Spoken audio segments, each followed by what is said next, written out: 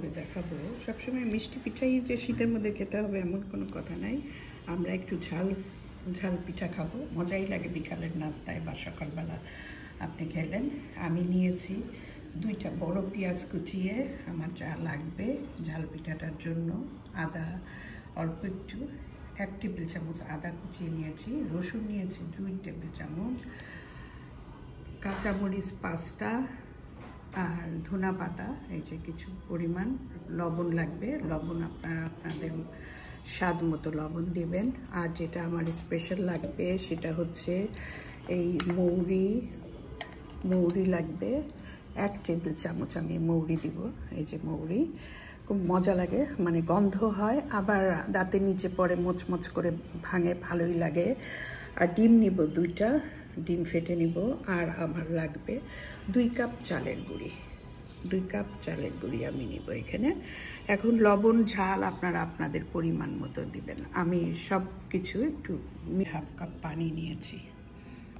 এই যে ডিম 2টা আমি একটু ফেটিয়ে নিচ্ছি, ডিম 2টা।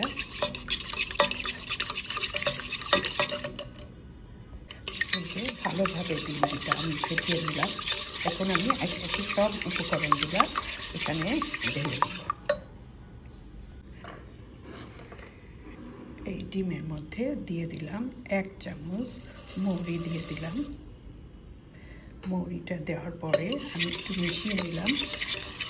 এখন আমি সব উপকরণগুলো দিয়ে দিব।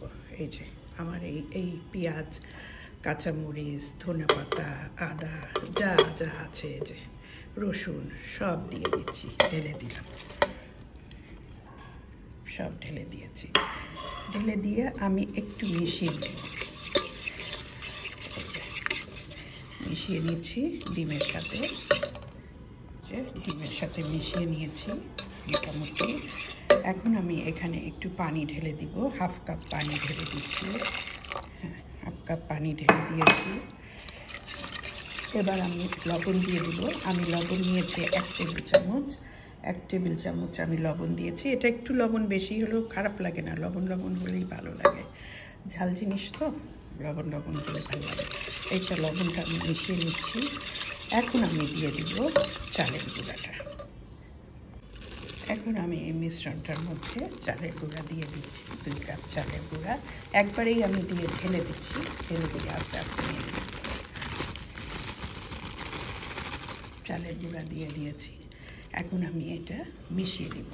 আচ্ছা, মিশানোর পরে আপনি যদি মনে করেন যে একটু পানি লাগবে আমার, একটু পাতলা হওয়ার জন্য, তখন আপনি পানি দিতে পারেন। যে আমার মিশ্রণটা মোটামুটি গোলানো হয়ে গেছে। আমি এটা কতখানি ঠিক এটা একটু দেখাই আপনাদের চামচ দিয়ে।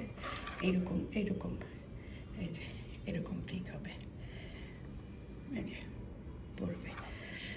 আর আমরা যেহেতু ধনেপাতা পেঁয়াজ দিয়েছি, একটু পরে এটা ছেড়ে যাবে। আমি এখন এটা মাখিয়ে 2 ঘন্টা রেখে দেব। 2 ঘন্টা আমি এটা রেখে দিচ্ছি। এই যে 2 ঘন্টা পর আমি এটা ভাজা শুরু করলাম। একসাথে ভালো করে মিশিয়ে নিচ্ছি এখন গোলাটা।